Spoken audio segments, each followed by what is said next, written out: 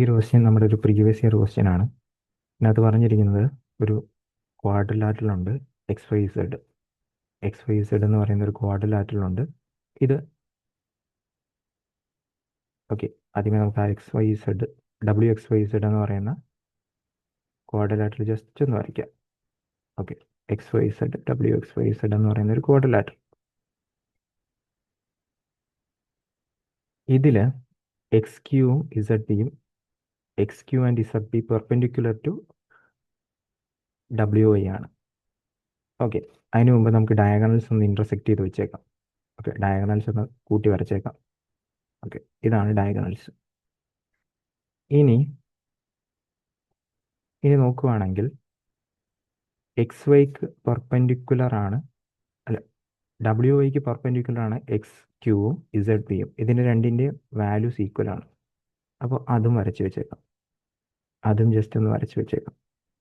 Okay, ഇവിടെ നിന്ന് ഒരു ലൈൻ വരുന്നു എക്സ് ക്യൂ, ഇവിടെ നിന്ന് ഒരു ലൈൻ വരുന്നു Z B. Okay, X Q Z B ഇത് രണ്ടും ഈക്വലുമാണ്. ദെൻ ഒ എന്ന് പറയുന്ന പോയിന്റിലായിരുന്നു ഡയഗണൽസ് ഇന്റർസെക്ട് ചെയ്യുന്ന ഒ എക്സ് 12 എന്ന് പറഞ്ഞു തന്നിട്ടുണ്ട്. ഒ എക്സ് എന്ന് പറയുന്ന 12, O X. Okay, O X 12 കണ്ടുപിടിക്കേണ്ട ഇസഡ് എക്സ് ആണ് കണ്ടുപിടിക്കേണ്ടത്. ഓക്കെ, അപ്പോൾ അതിനു മുമ്പ് ഇത് പെർപെൻഡിക്കുലർ ആണ്, ഇതും പെർപെൻഡിക്കുലർ ആണ്. ഓക്കെ, ഇനി നമുക്ക് വേണമെങ്കിൽ പറയാം ഈ ആംഗിളും ഈക്വൽ ആയിരിക്കും, കാരണം ഇത് ഓപ്പോസിറ്റ് ആംഗിൾസ് ആണ്. അങ്ങനെയാണെങ്കിൽ ഈ രണ്ട് ട്രയാങ്കിൾ എടുത്തു കഴിഞ്ഞാൽ മൂന്നാമത്തെ ആംഗിളും ഈക്വൽ ആയിരിക്കും. ഓക്കെ, ഇനിയിപ്പോൾ നമ്മൾ നോക്കുകയാണെങ്കിൽ ഈ ആംഗിളും 90, ഇത് ഈക്വൽ, ഇത് 90 ആംഗിൾ, ഇവിടെ ഒരു ആംഗിൾ കിടപ്പുണ്ട്. അതുപോലെ തന്നെ ഇപ്പുറത്തെ ട്രയാങ്കിളിലും 90 ആംഗിൾ കിടപ്പുണ്ട്. അതുപോലെ തന്നെ ഇപ്പുറത്തെ ആംഗിൾ കിടപ്പുണ്ട്. ഇതിന് ഇൻബിറ്റ്വീൻ വരുന്ന സൈഡ് ഈക്വൽ ആണ്, അല്ലെങ്കിൽ ASA ആംഗിൾ അനുസരിച്ച് ഈ രണ്ട് ട്രയാങ്കിൾ കോൺഗ്രുവൻ്റ് ആണെന്ന് പറയാം. ഏതൊക്കെ ട്രയാങ്കിൾ?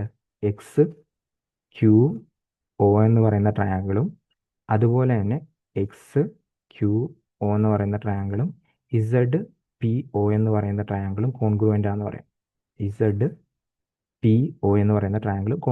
പറയാം.